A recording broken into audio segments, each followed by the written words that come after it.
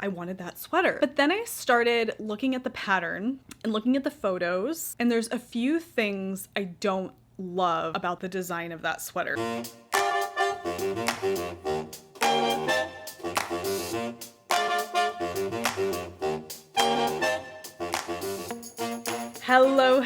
Hello, and welcome to the Wool Needles Hands Knitting Podcast. My name is Taylor, and I will be your host. This is a podcast primarily about knitting, though I do get up to other fiber-related topics from time to time. I am coming to you from Henderson, Nevada, which is a small suburb outside of Las Vegas, Nevada, in the Southwest United States. This is where I'm from and where I live with my husband Brandon and our two little boys, Ronan, who is 3, and Angus, who is 6. In addition to hosting this YouTube channel, I am also the owner and dyer of Fiber for the People hand-dyed yarn. You can learn more about Fiber for the People over on Instagram at fiber.for.the.people, and you can dive even deeper down the Fiber for the People rabbit hole if you head over to the website, which is fiberforthepeople.com. If you'd like to get in touch with me, you can do so by sending me an email at contact@fiberforthepeople.com. You can also find me on Ravelry as Taylor Earl. Welcome to episode 48 of the podcast. I am so happy to have you here. If you are a returning viewer and subscriber, welcome back. And if you are a new subscriber and viewer to the podcast, welcome. If you find any joy in anything that you see here today, please don't forget to give the video a thumbs up. It really helps more than you know. And don't forget to subscribe and click the bell icon so you can be notified anytime I upload new content on the channel, which is every week. I have lots to share with you guys today, but before we do that, I want to get up to speed on the Wool Needles Hands Year of Knits Make-Along 2021.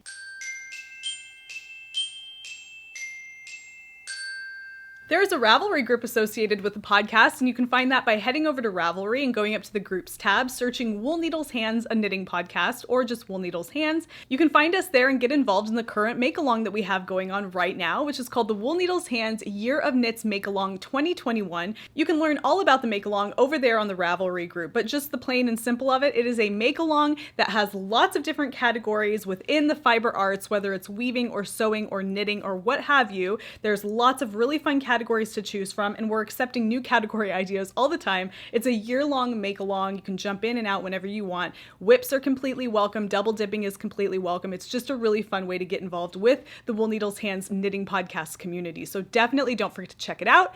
And as always, on every episode of the podcast, I like to roll a clip of some of the current finished objects coming out of that make-along. So without further ado, here are some of the more recent finished objects from the Wool Needles Hands Year of Knits Make-Along 2021.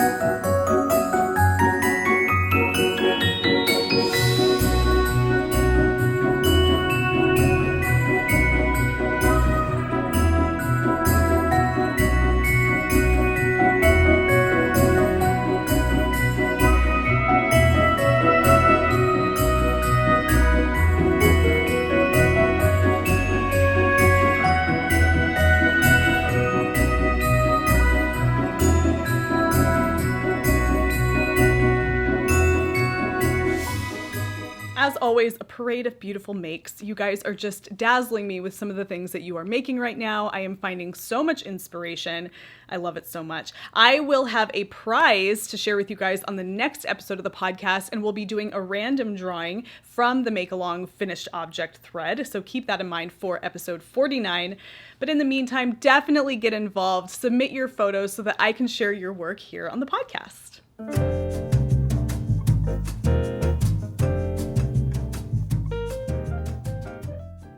And again, here we are in the Slippers and Sippers segment of the podcast, and can I just tell you, it is probably 80 degrees outside right now. It is pretty warm in the room, but I'm still wearing some socks. I'm not wearing any slippers. I actually, maybe I'm no fun, but I'm actually wearing the same socks that I wore in episode 47. They are my new vanilla stripy socks. Here they are right here, because I have been wearing these like nobody's business. They're on my feet all the time. They're so comfortable. I love them. So that's what I'm wearing today. But I wanted to share with you guys the progress I've been making on my next pair of these vanilla stripy socks. But first, let's go ahead and talk about what I have in my cup right now. Hopefully you guys have something cozy or refreshing to drink right now. This is kind of a combination of the two. This is a peppermint tea. It's from like, I think it's the Whole Foods brand, but it's just a peppermint tea. And I feel like peppermint tea is really nice and refreshing on a hot day, even if it's hot. And so that's what I have going on in my mug right now. And this is in my Como Se Llama mug that a friend of mine got me. My dearest friend, Lauren. She knows my love of coffee mugs. And so she got this for me, and it's just really cute. But anyway, that's what I have going on in my cup. And on my feet are my vanilla stripy socks from last episode. So I love them. And I mean, I'm not ashamed of it. I'm just going to wear them to my heart's content. So these are them. I showed them in the last episode. So what I'm doing with these is because they're stripy, I've been working with 3 different colors of yarn to create the stripes here. And I'm inspired by Petite Knit's Everyday Socks. I'll link to them down below. I talk about them on the previous episode as well. I just kind of like the random assortment of stripes, the random thickness.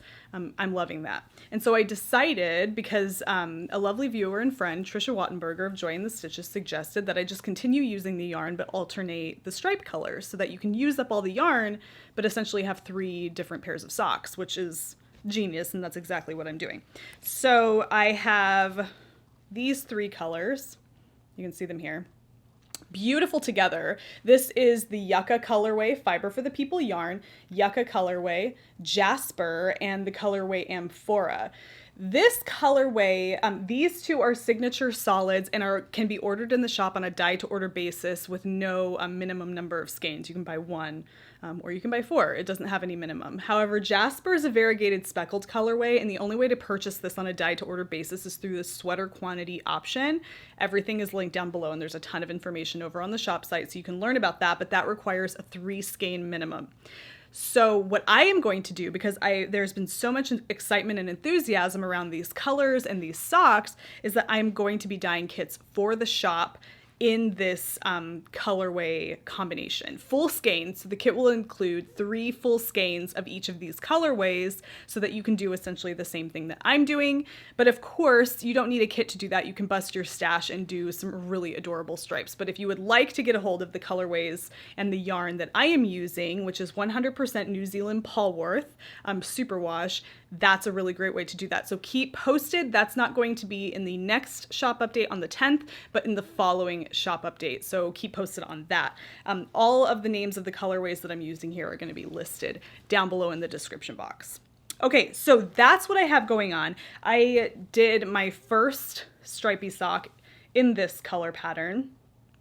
And then I decided to do my second, where Yucca, the green color, was the main color. So here is my second stripy sock, and I finished my first of this pair, and you guys, I really love it. Now, I don't know if you remember from the last episode, I mentioned to you that I wasn't loving the way Jasper looked as kind of a contrast with the green and the Amphora color, but I actually really love it once I see the entire sock knit up. Now, I knit these a little bit larger. My typical vanilla sock recipe, which I'm going to link down below where I get my recipe. My typical recipe is a 64 stitch cast on with knit 2, purl 2 for 20 rounds. And then, I just knit the length, whatever length of leg. I don't have like a particular length of leg. This one here, I just did, I don't know, as much to get this many stripes in there. I wanted to make these ones a little roomier. So this is actually a 72 stitch sock, and it fits like a nice, comfy, I don't know, boyfriend sock, I guess you could say. It's really nice and cozy. But otherwise, they're a little bit bigger. And because I didn't have these just at the ready to completely like dupe to make the stripes match up exactly, I just kind of improvised the stripes on this pair here. So some of the stripes are a little bit different. So here are the 2 together, but how cool is that? Like for a little sock collection, using the colors to create a couple different pairs of socks, or in my case, eventually 3 different pairs of socks. So I really love it. And I love the way Jasper is looking as a contrast after I see all of the sock knit up. It just looks really sharp, really good. Kind of got that like earthy vibe, but yeah, really, really love it. So that is an update on my stripy socks.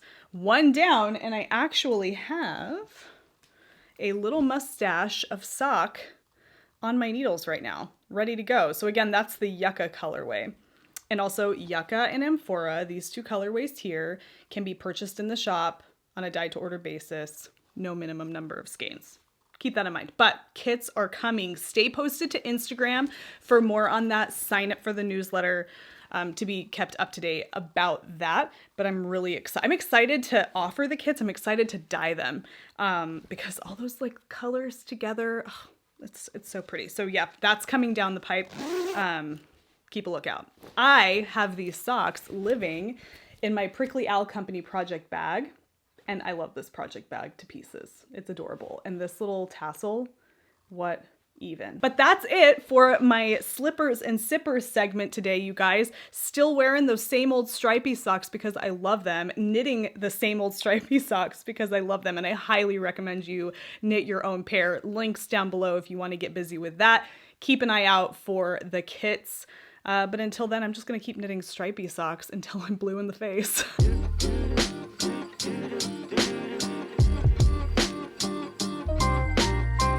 All right, guys, I am excited to share with you the progress that I have made, albeit I don't think it's as much progress as I would have made if the last 2 weeks were not insane with like other things going on. So it's been a very hectic, crazy last 2 weeks. But considering all of that, and, you know, also considering we went on a little road trip, I did get some progress going on my modified Felix pullover. So this, it's large and roomy, but this is essentially the Felix pullover by Amy Christophers. The only thing that I did differently here is I did not do the eyelets on the raglan. So I'll pop a picture up so you can see what the Felix looks like.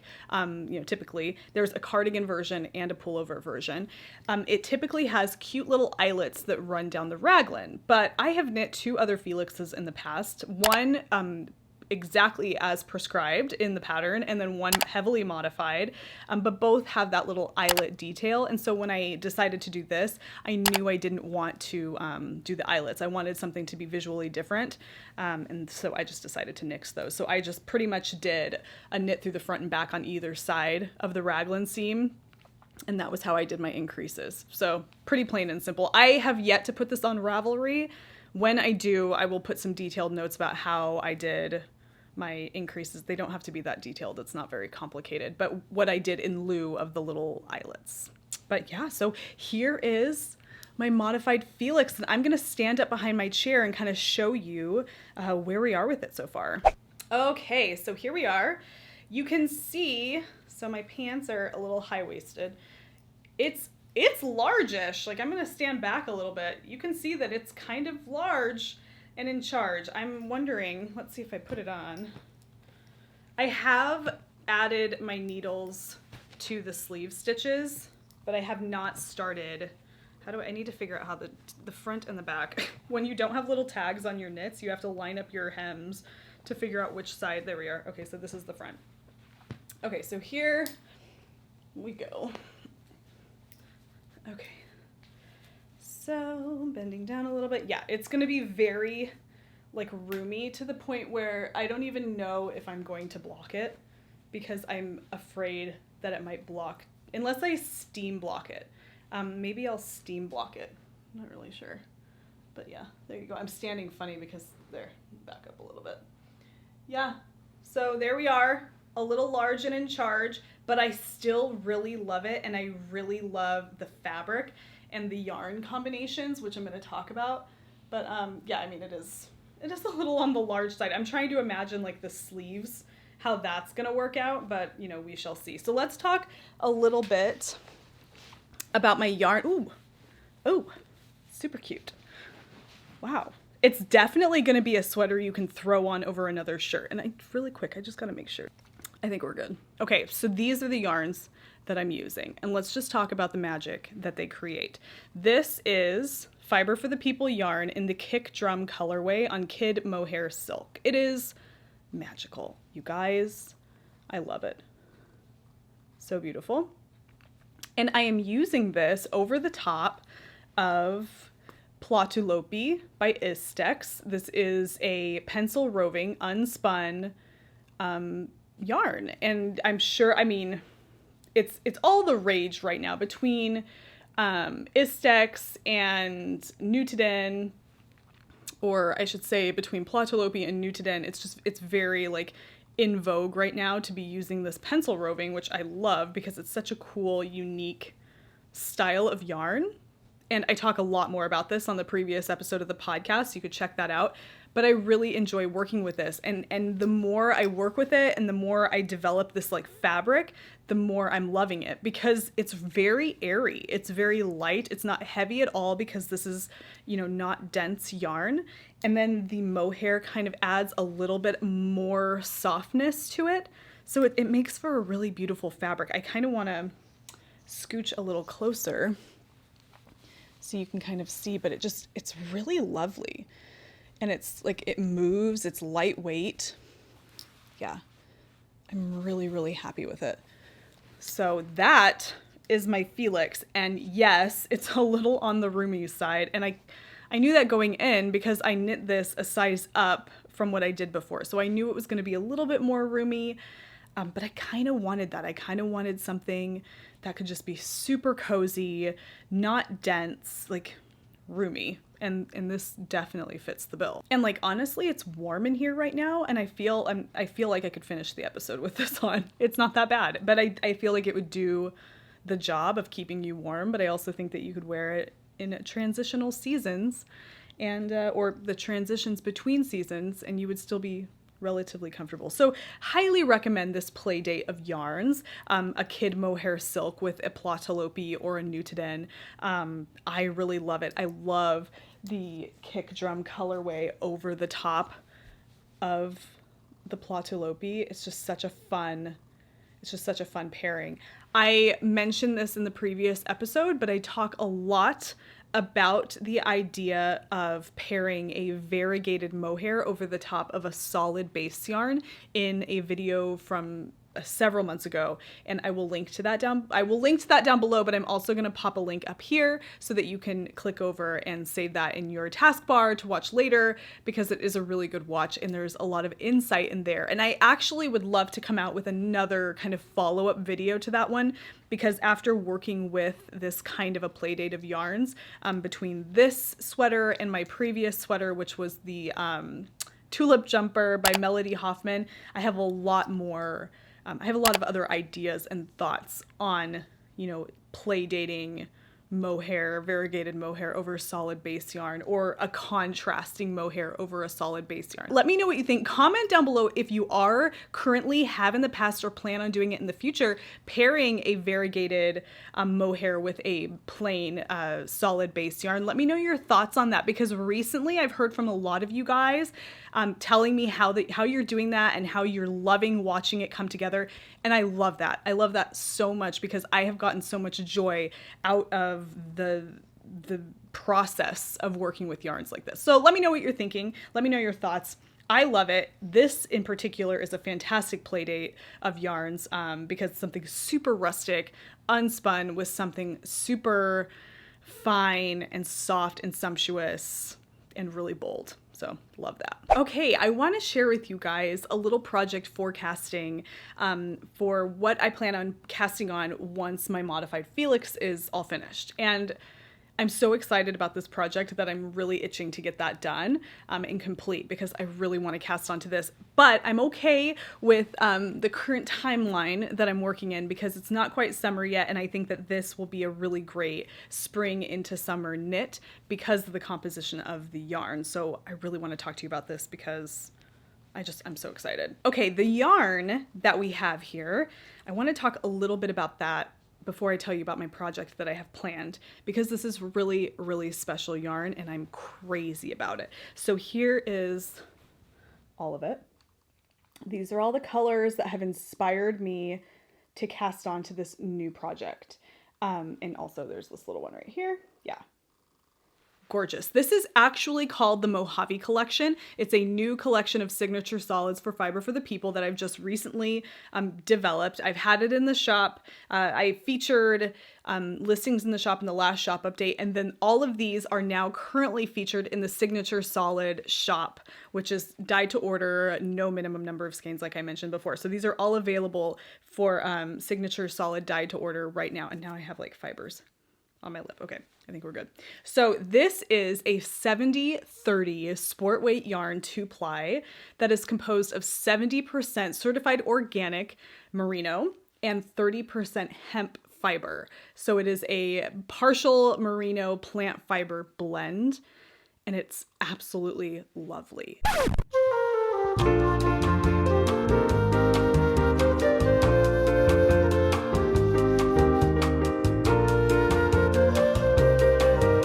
I became very excited about it when I received it from my supplier, and it was just bare and naked and in my hands, and I could just feel it and smell it, and it was just so beautiful. So I knew that when I dyed it, I was just going to fall even more in love, because there was going to be this little kind of resist nature to the yarn, because you have that plant fiber that's going to resist the acid dye that I use for my protein fibers.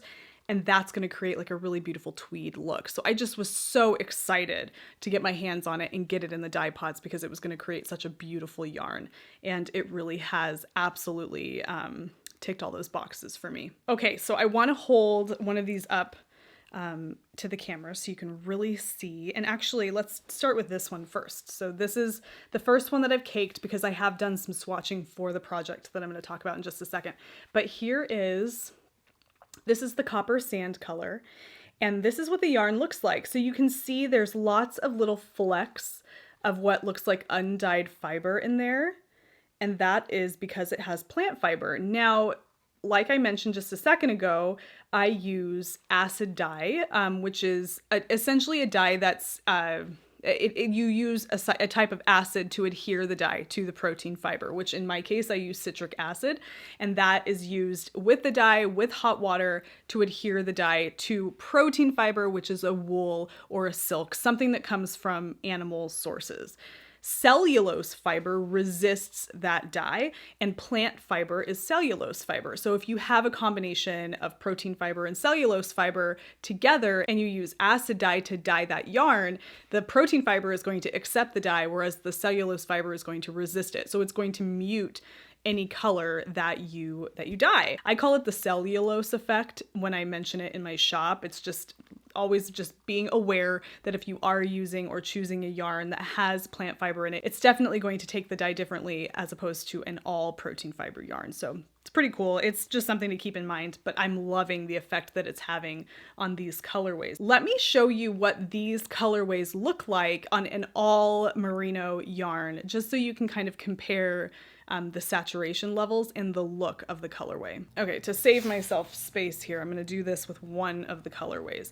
So here we have the colorway Yucca. So here's Yucca on 100% merino, non-superwash, and here is Yucca on the 70-30 hemp merino sport weight base. So you can definitely see the resist happening over here, because you see a lot of those light gray fibers that didn't take the dye, but over here you have full saturation, and it's really pretty awesome. So that's essentially the effect of having a cellulose fiber in the yarn. Okay, this yarn is special for a lot of reasons. Not just the fact that it includes an organic non-superwash merino with a hemp fiber that kind of replaces nylon in terms of its strength and durability, but it feels so wonderful. It has, I don't even know, I think when you look at it and you see it, it almost looks as if it's going to have a little bit of a prickly feel, and it's not. It's rustic and soft at the same time. Like, you feel it and you feel like it has a rustic, woolly feel that you really love, but yet there's a softness there that it makes it absolutely next to skin. Maybe the very, very, very sensitive people that just can't wear wool next to their skin, maybe that wouldn't really go well with their skin and their sensitivities. But for somebody who likes the way wool feels against the skin and typically chooses merino for next to skin knits, this definitely still fits into that category, despite the fact that it contains the hemp fiber. And I almost wonder, because I've never felt, well, I mean, I don't think I've ever really felt, or at least I don't remember what all hemp fiber would feel like, but I have to imagine it's a little bit more on the scratchy side, because I have felt products made from hemp fabric and they kind of have like a burlappy feel to them, but this is not that. This is very woolly and rustic, but soft and supple all at the same time. Just crazy. I'm crazy about this yarn. So this in the shop, it's called Hemp Merino Sport. It's a sport weight base, 2-ply, 70% certified organic merino, 30% hemp fiber. Gorgeous. You can purchase it now. All of this that I'm showing you here can be purchased right now in the shop on a dyed to order basis. I feel like this is the plug episode. Sorry, but just in case you're interested, that's how you can get your hands on these exact same colors. Now, let's move on because I want to share with you guys what exactly I plan on doing with this. Pull out my little swatch here because this is important. Okay, so what it is that I would like to create with these yarn. Now, I went back and forth between two patterns, and I can hear you guys just like, come on, out with it already. I apologize, but I feel like I have to really give you the context. So I saw a few episodes ago, Kristen from the Wool and Vine podcast, or Wool and Vine YouTube channel in Wool and Vine Yarns, she just completed a stripes pullover by Andrea Mowry. The sweater is all caps, stripes, but she just finished one and it was adorable. I loved it on her. I feel like she gave herself a little bit more positive ease than the photo of Andrea Mowry wearing the same pullover, and I loved it on her. I preferred Kristen's to the sample that Andrea knit, which I don't know, I mean, whatever, that's just the way I am, but I loved it. So I was thinking that I was going to be using these yarns to knit that sweater because I wanted that sweater. But then I started looking at the pattern and looking at the photos, and there's a few things I don't love about the design of that sweater. I notice in some of these pullovers that I'm seeing that are using short row shaping along the neck to give more length to the back of the sweater. I find that when I see those sweaters from the side, and I have noticed this with a few of Andrea Mowry's designs, the nurtured sweater being one of them, I know there's shaping happening back there because I've purchased and read both of these patterns.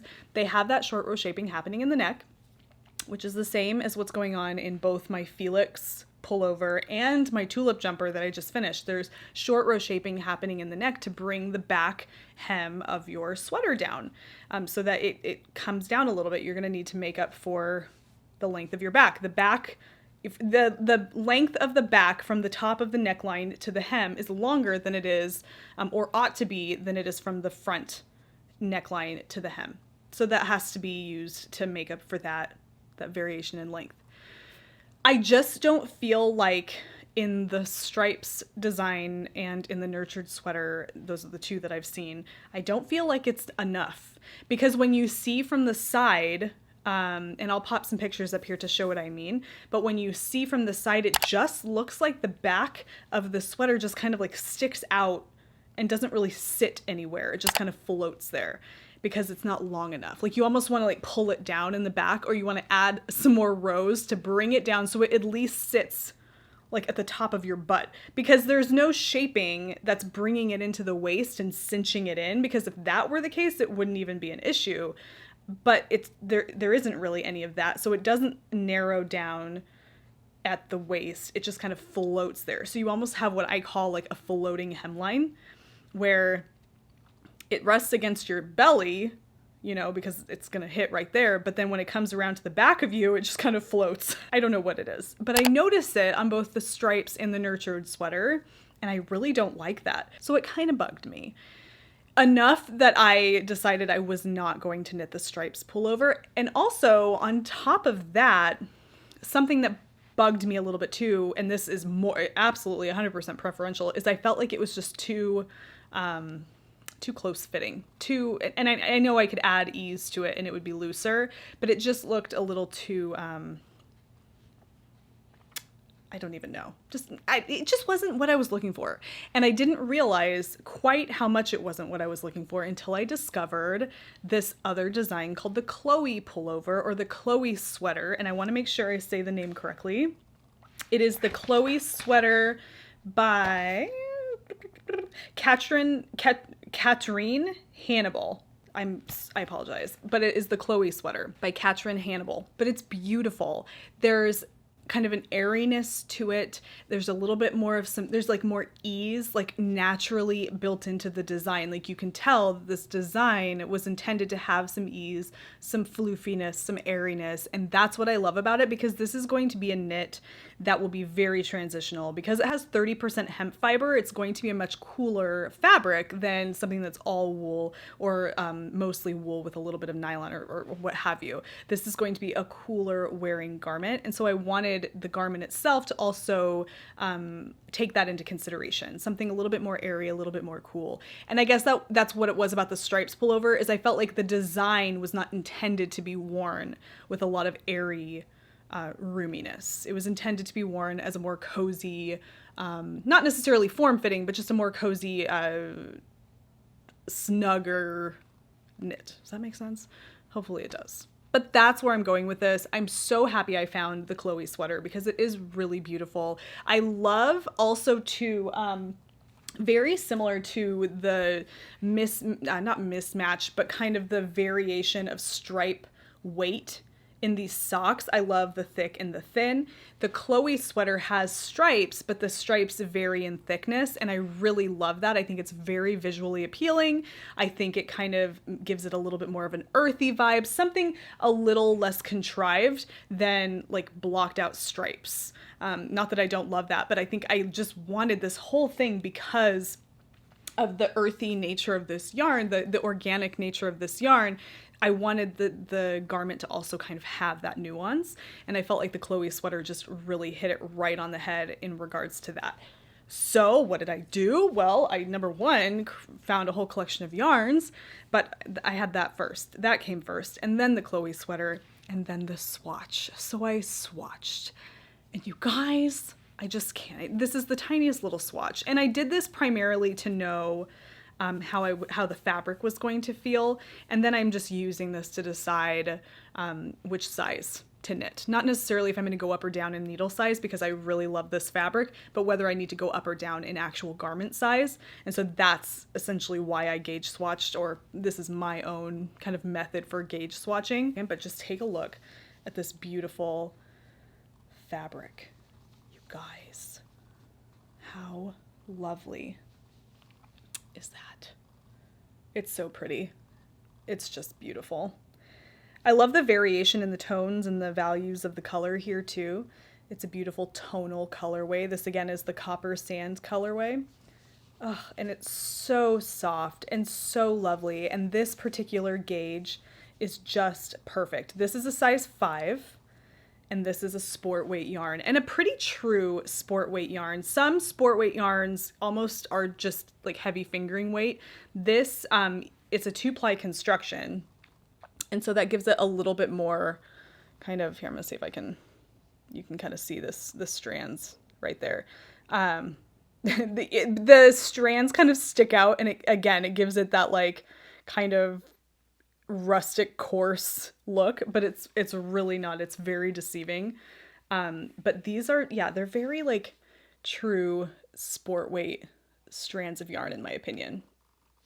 So I have so many good things to say about this. Of course, I'm biased. It's Fiber for the People yarn, but even if it were not, easy for me to say, right?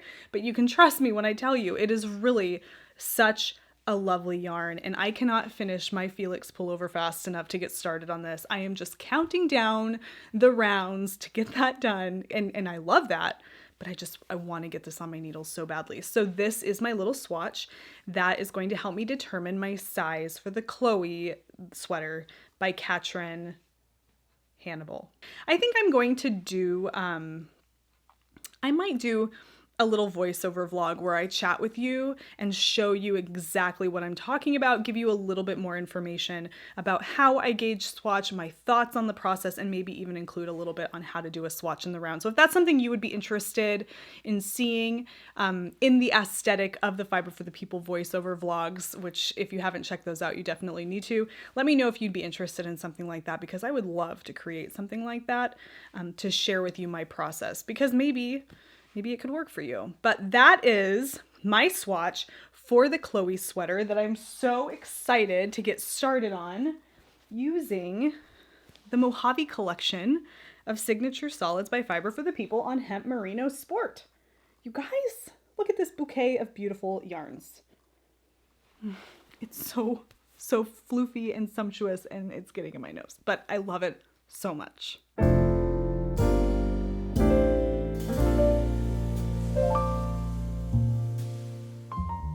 All right, you guys, that is all the time I have for today. Thank you so much for taking the time out of your day and spending some of that time here with me. It is always such a pleasure to be able to sit down and share some of the things that I have going on with you. And I love having little chats down in the comment section. So don't forget, introduce yourself down below. If you are new here, leave me a comment. Let's chat. I would love to chat with you down in the comment section. And also too, stay tuned to the channel. There is a new upload every week, with the exception of last week, because we were on a little impromptu road trip for spring break, but I do upload a new voiceover vlog every Wednesday at 12 p.m. Pacific Standard Time, and a new podcast every other Sunday, also at 12 p.m. Pacific Standard Time, with also the exception of this one, which is going to be uploaded on Easter Sunday a little bit later, but you already know that, don't you? Until episode 49 of the podcast in 2 weeks, happy knitting, happy making, happy whatever it is that you're doing. Happy Easter. Take care. Be safe. Bye.